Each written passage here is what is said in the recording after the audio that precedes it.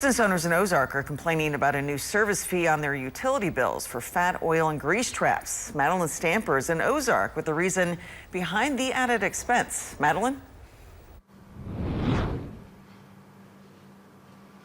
Businesses like here at the Stained Glass Theater that have fat, oil, and grease traps or fog traps will start to see a $19.25 increase on their monthly utility bills.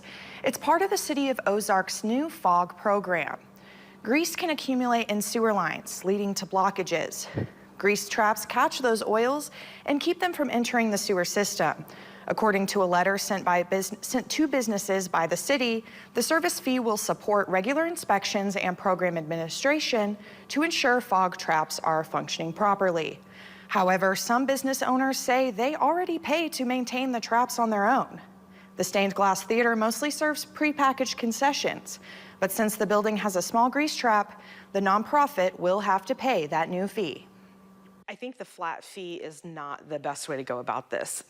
For us, our water bill is about $40 a month, and this flat fee is $20 a month. So that's a significant increase for us.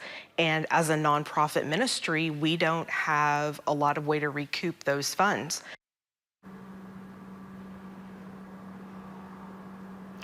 No one with the city was available for an interview today, but Ozark did send me a statement saying in part that the city is dedicated to keeping the sewer system safe, efficient, and environmentally responsible. The Board of Aldermen approved the monthly fee to prevent costly blockages and sewer backups caused by fats, oils, and grease. By working together, we can maintain a reliable sewer system that benefits the entire community. Those new fees will start appearing on bills beginning April 1st. Reporting live in Ozark, I'm Madeline Stamper, KY3 News.